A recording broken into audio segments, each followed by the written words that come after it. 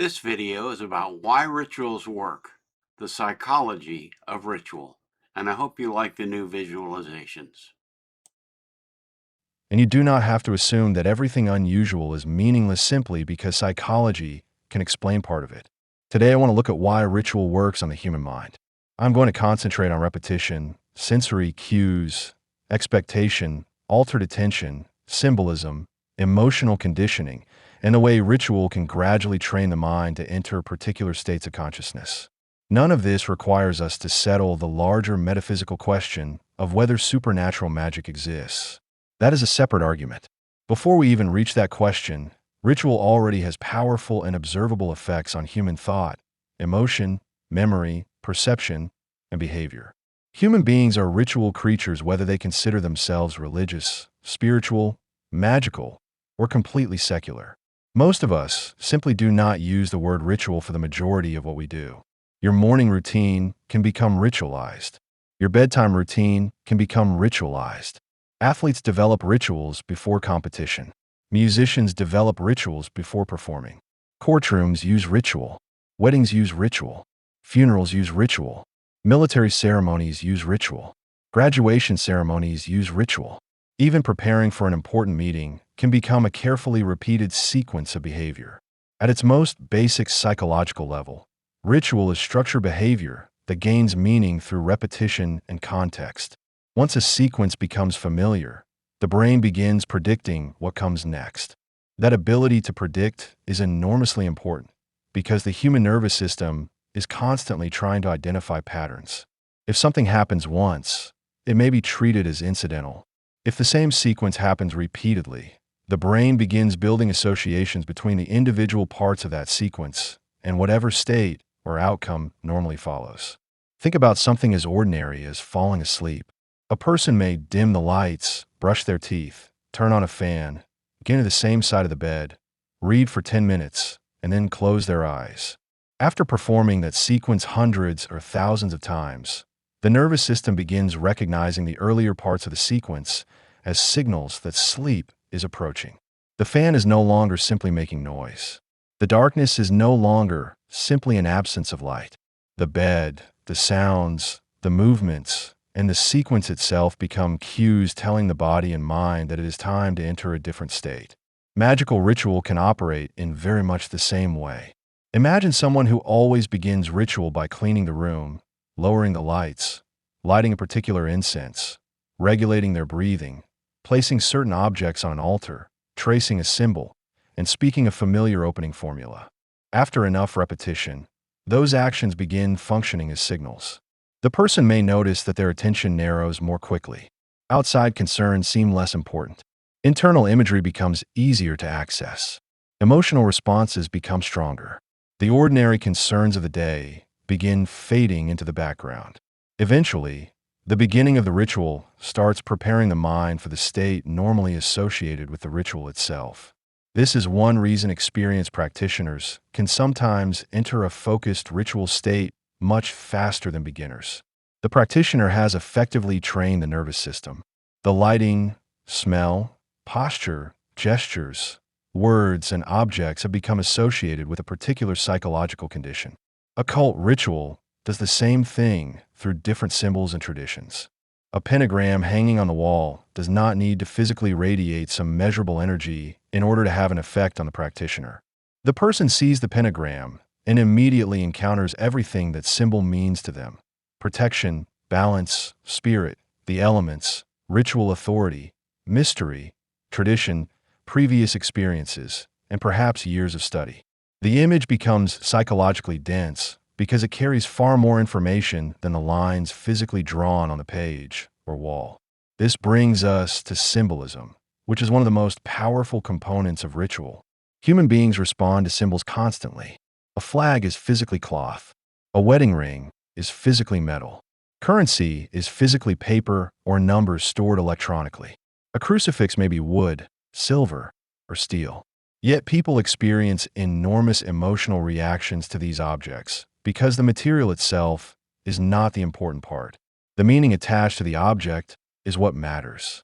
Meaning can affect the body very quickly. Imagine being handed a watch that belonged to a parent who died many years ago. It may be an ordinary, inexpensive watch, yet simply holding it may produce tears, memories, changes in breathing, or a feeling of pressure in the chest. Nothing about the physical watch changed.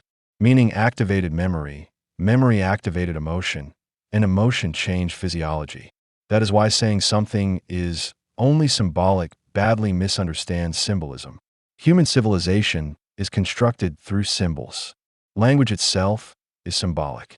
The word fire is not fire, but reading the word can immediately activate ideas of heat, danger, light, destruction, comfort, campfires, candles, hell, purification, passion, or transformation.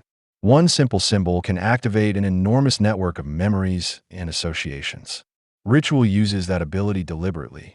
Water can symbolize purification, rebirth, emotion, life, the unconscious, or transformation. Fire can symbolize destruction, illumination, will, passion, or purification. A sword may represent power, division, discernment, or protection. A cup can represent receptivity, emotion, the feminine, or spiritual nourishment. A ritual object therefore functions not only as a physical object, but as a container for meaning. Then we add sensory cues, and the effect becomes even stronger. Human memory is deeply connected to sensory information. Smell is probably the easiest example to recognize. A person can encounter a perfume they have not smelled in 30 years and suddenly remember someone from the past with remarkable emotional intensity. A particular food can evoke childhood. A song can bring back an old relationship. A hospital smell can trigger anxiety in someone who has spent a great deal of time in hospitals. Ritual takes advantage of this naturally occurring relationship between sensory experience, memory, and emotional state. Incense becomes especially powerful when one particular fragrance is used only for ritual. Eventually, the smell itself can begin signaling the nervous system that ritual is beginning. The person may notice their attention changing before they have consciously attempted to enter any unusual state at all. Music can function the same way. So can candles, darkness, clothing, jewelry, ritual tools, gestures, particular words, or even the sensation of standing in the same location. A practitioner who repeatedly handles a wand, rosary, a thame, crystal, pendant, or other ritual object may begin associating the physical sensation of holding that object with the mental state normally produced during ritual. There is nothing fraudulent about this. In fact, I would argue that understanding this makes ritual more interesting. The practitioner is essentially training the nervous system to recognize a particular collection of cues and respond by entering a particular psychological condition. Ritual also reduces the number of decisions the brain must make. If the sequence is already established, you do not need to ask yourself what happens next. You perform the first action, then the second, then the third. That reduction in decision-making allows more attention to remain available for the experience itself. The structure carries you forward. Expectation is another extremely important part of this process. Human perception is strongly influenced by what we expect to happen. This is one reason placebo effects are so fascinating. People sometimes hear the word placebo and assume it means imaginary or fake. That is not what the phenomenon demonstrates. Placebo effects show that expectation can influence subjective experience and, in some circumstances, measurable physiological processes. The brain is not simply waiting passively for reality to happen to it. It constantly predicts what is likely to occur next.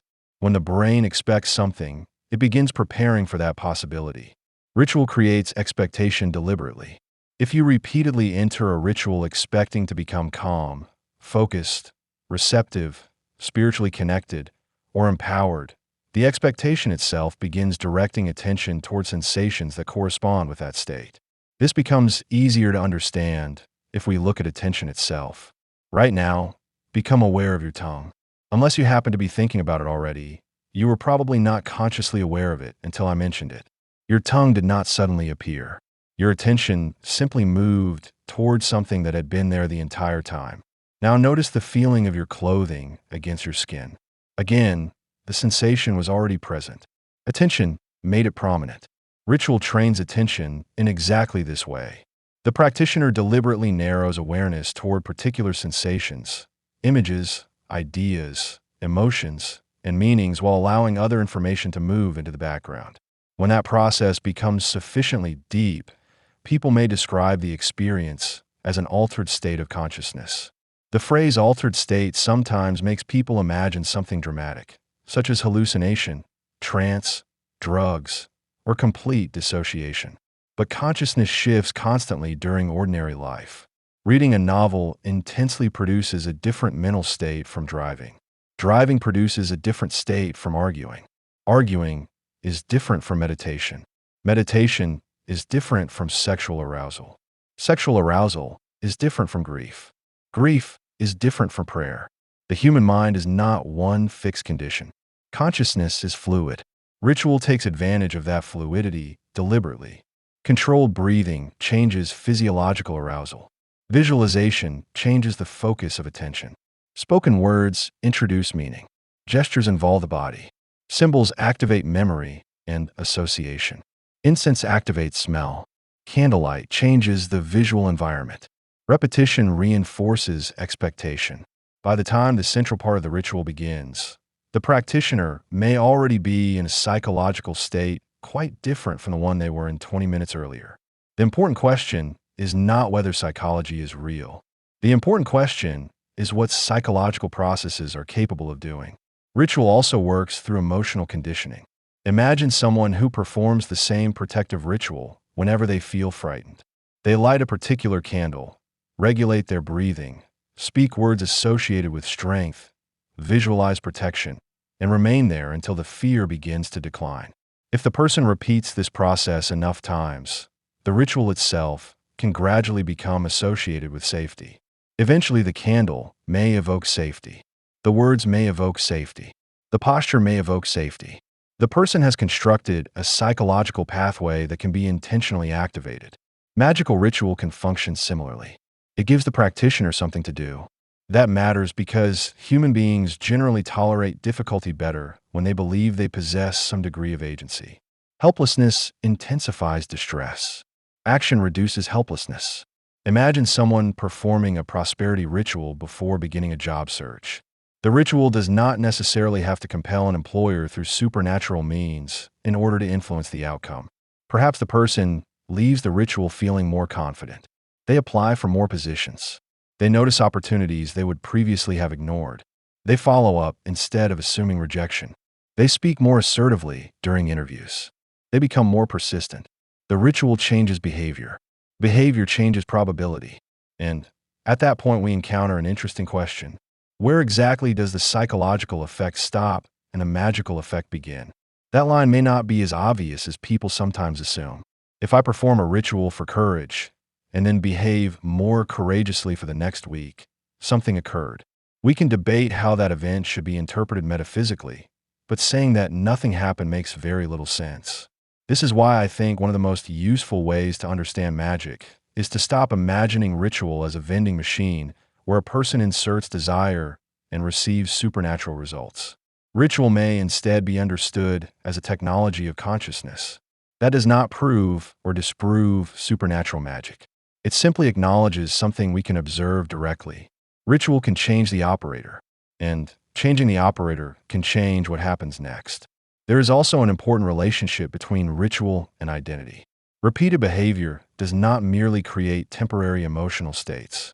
It can gradually reinforce a particular idea of who we are.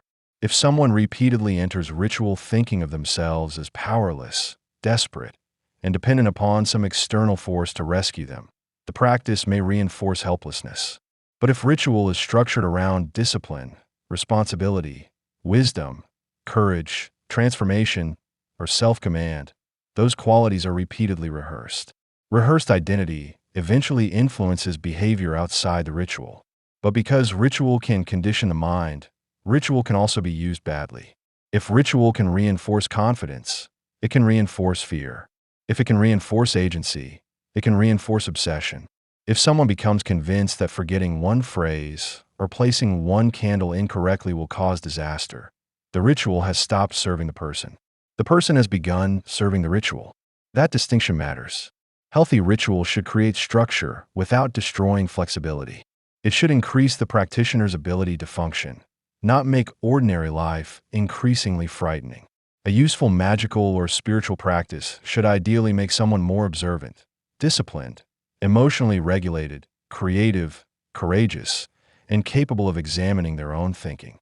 If a practice instead produces growing paranoia, dependence, compulsive behavior, fear, or inability to distinguish internal experience from external reality, something has gone wrong. The mind is powerful precisely because it can be conditioned. Anything that can be conditioned can also be conditioned badly. But properly understood, ritual offers a remarkable method of deliberately organizing consciousness. You can choose the environment. You can choose the symbols.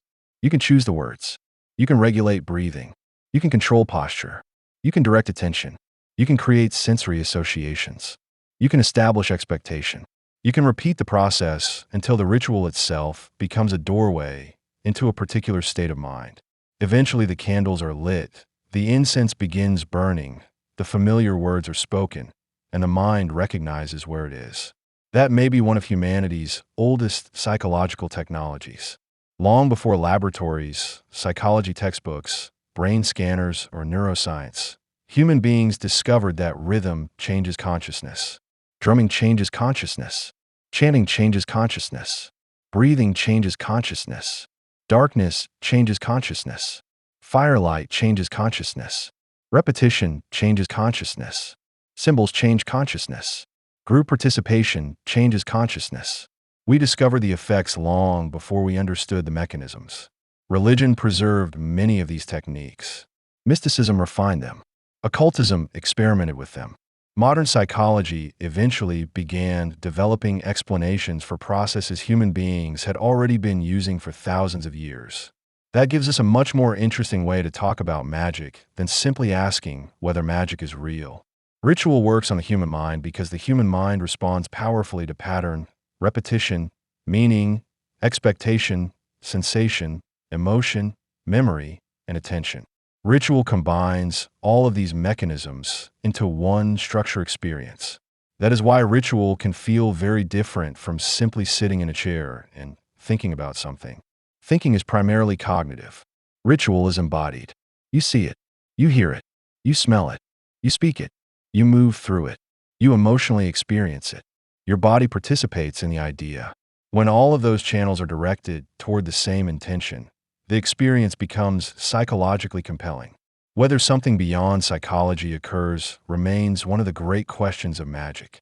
But the psychological power of ritual does not require faith to recognize. And once you understand that, something else becomes obvious. Ritual is everywhere. Political movements use ritual. Advertising uses ritual. Social media uses ritual. Religion uses ritual. Corporations use ritual. Relationships develop rituals. Families develop rituals. Consumer culture develops rituals. Even picking up your phone the instant you hear a notification is part of a conditioned ritual. So perhaps the most important question is not simply whether ritual works. The more important question may be, which rituals are already working on you? Which repeated behaviors are shaping your attention? Which symbols are shaping your emotions? Which habits are shaping your identity? Which rituals did you consciously choose?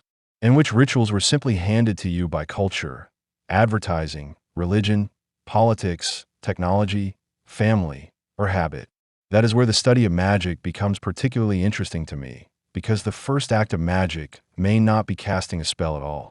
It may simply be becoming conscious of the forces already shaping your mind.